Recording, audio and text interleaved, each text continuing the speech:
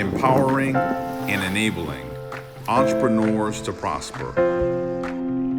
BW Group Corporation, fueling dreams one at a time.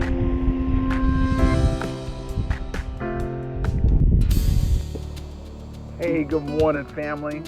Look, we are able to be up and experiencing another beautiful, beautiful day in the Lord, and another day above ground. I wanted to just impart this word to you from God, coming from Judges chapter 6, where we pick up on Israel in a tight situation with the Midianites, and because of their misbehavior, God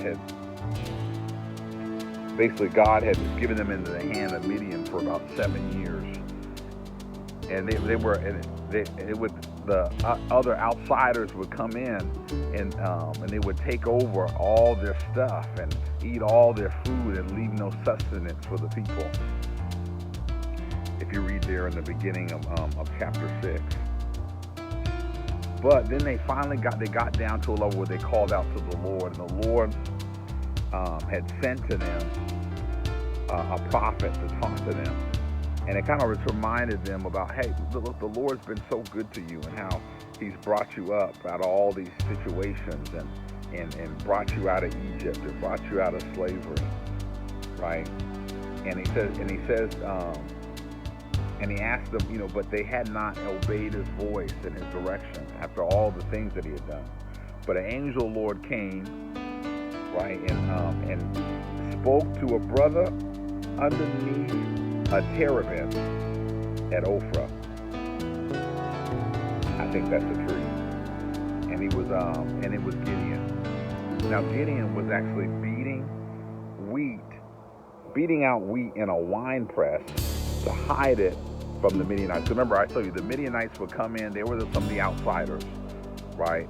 And they would come in and they would take all their food and all this stuff. So they had to get creative and resilient and figure out ways to kind of beat the wheat and have food and provision for their families in weird places to try to hide it so nobody would take it.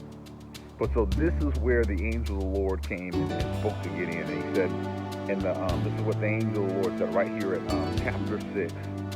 We're in chapter 6, verse 12. And the angel of the Lord appeared to him and said, "The Lord is with you, O mighty man of valor." And Gideon said, wait, please, sir.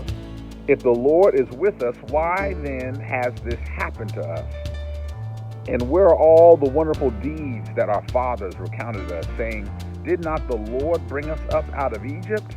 But now the Lord has forsaken us and given us into the hand of Midian. And the Lord turned to him and said, go in this might of yours and save Israel from the hand of Midian.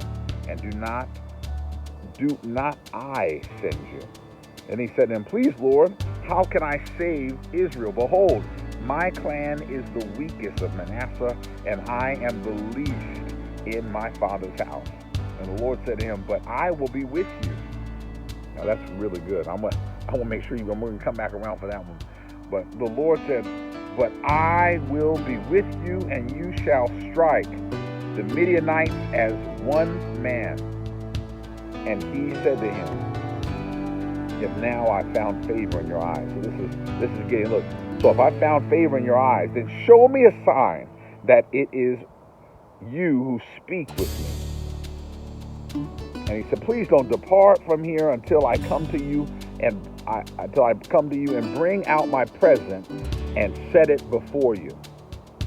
And he said, I will stay until you return. So what's going on here? So look, Gideon, he's in shock, first of all, that he came, but he's having questions. He's like, look, how in the world am I supposed to help deliver my people out of this circumstance? And God's reassuring that he is with him. He's with him. He's going to give him favor at this time, at this moment in time. And I think Gideon is recognizing that he's in the presence of somebody special. And he says, I'm gonna go and bring you out a present. Let me bring you out a gift. Let me show you some hospitality. And he goes and brings some food. And right here, and we're at verse 19. So Gideon went into the house and prepared a young goat and some unleavened cakes of ephah of flour. Got some fried chicken and some biscuits and put in a pot of gravy, right? I'm just expounding, trying to bring it here into this at this time, right? He got himself a good plate, right, from some home cooking, right, and brought it to him. And the angel of the Lord said, "Take the meat and the unleavened cakes and put it on this rock and pour the broth over them." And he did so. And the angel of the Lord reached out the tip of his staff that was in his hand and touched the meat and the unleavened cakes. And fire sprang up from the rock and consumed the meat and the unleavened cakes. And the angel of the Lord vanished from his sight. And then Gideon perceived that he was the angel of the Lord. And Gideon said, "Alas, O Lord God, for now I have seen the angel of the Lord face to face." But the Lord said, "Peace to you, do not fear, you shall not die." Then Gideon, right there, he built an altar for the Lord, right there, and he called "The Lord is Peace." And to this day, it stands in Ophrah, which belongs to the Abiezrites.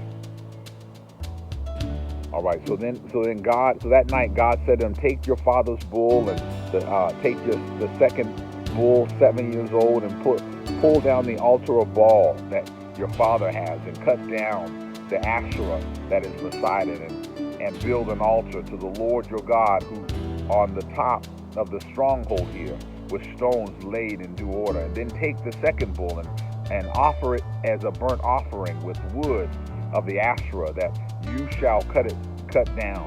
And so Gideon took 10 men of his servants and did as the Lord had told him.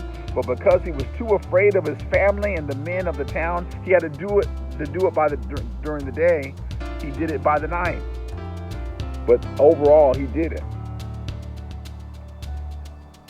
And basically, if you keep reading on, Gideon brought down the idol of the time. And it was really the idol his father's generation had raised. And so sometimes I just want to, I know there's so much here in this story, so many points, but sometimes we have to understand that we're going to go through some circumstances, some adversity. And I'm lifting up historically, going towards this story here is, looking at the Israelites who were, unfortunately had fallen away, had forgotten God's ways, and were not listening. And we know when you do things that are outside of God's will, it puts you in dire circumstances, right? We know what the wages of sin is, right? And they were in some tight times. But then they looked in the middle of their adversity and looked to the Lord, and God had some real conversation with them, right, about what's going on. But he did have an answer. And look at how he spoke to Gideon. And even Gideon in the humblest of situations, trying to basically, that's almost like the equivalent of trying to make food in the tub or something like that. You're doing things in awkward places. That's how the enemy had them in a tight place. And soldiers they had them pinned down. But still, and they were outnumbered. God would take them, and through Gideon, his faith, and God had a conversation with him and gave him confirmation that he was speaking to him. And I want to, the main point today, I want us to make sure that, are we going to God as Gideon had dialogue there in the early part of chapter 6? Are we talking to God to get confirmation about the things that he has for us? And if we talk with God, God talks back. As he countless times, act over act, is confirming things with him. And I think that's a beautiful thing, right? That to take from this message, that as Gideon is getting the confirmation, as we can be reminded in this time, in this present time, to make sure that we're aligned to his will, what we believe in. Well, now that we believe in Jesus and can have that revelation, but that through the Holy Spirit, God can do a mighty work in us. And that we are mighty men of valor, and that we have our own circumstances, right, in this sphere of time where we can feel up against it. But we can go look to the Lord for encouragement, because he'll give us that confirmation that only comes from him. And with that, we can overcome and do things that are out of this world. If you keep reading, it talks about how vast the enemy was, and how they had all the camels, and it talks about they were as numerous as sand at the sea, right? Can you imagine? They were like locusts laying over. I mean, just think about it. You couldn't even count them. You couldn't even count them. And sometimes you're in a circumstance, you might not be dealing in the same circumstances that Gideon is, but you might be in a circumstance where, man, you might feel like the people who don't like you, it's countless, or the odds of you being able to get the job done with your background, where you're from, it's not likely, right? It says that Gideon's first response is like, how is it my clan? We're the weakest. How in the world could it be me who you're going to use? But God, He works best in our weakness, right? And I tell you, for those who's called, and I tell you, for believers, I want you to be encouraged that you're going to be able to make it, but it's going to take faith. It's going to take faith, but it's also going to take some one-on-one consultation with the Lord to get that guidance, right? To know His way, to hear from Him.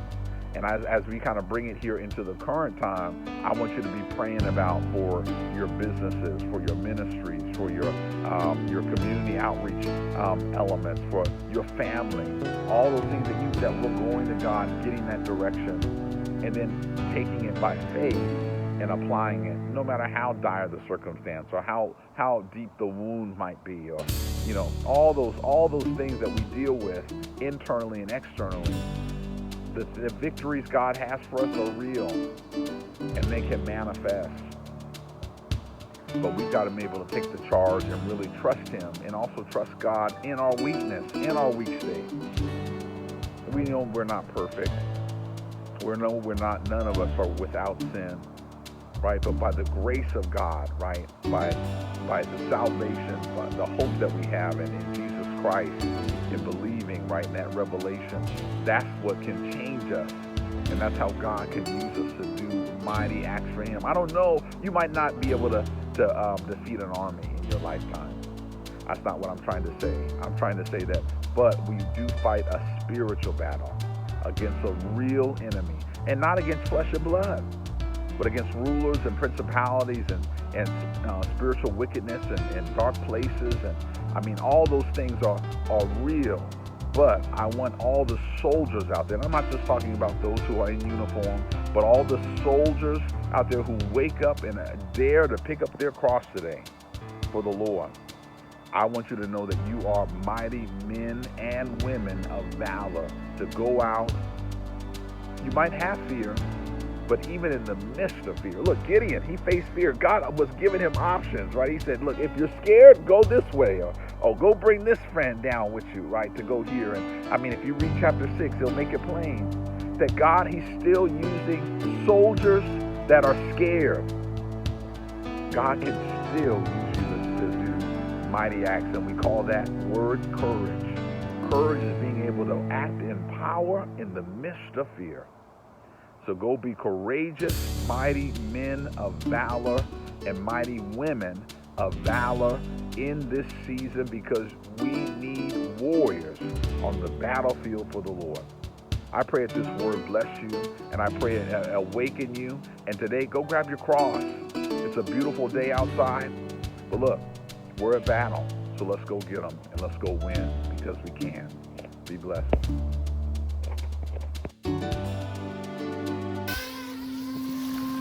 Empowering and enabling entrepreneurs to prosper. BW Group Corporation. Fueling dreams one at a time.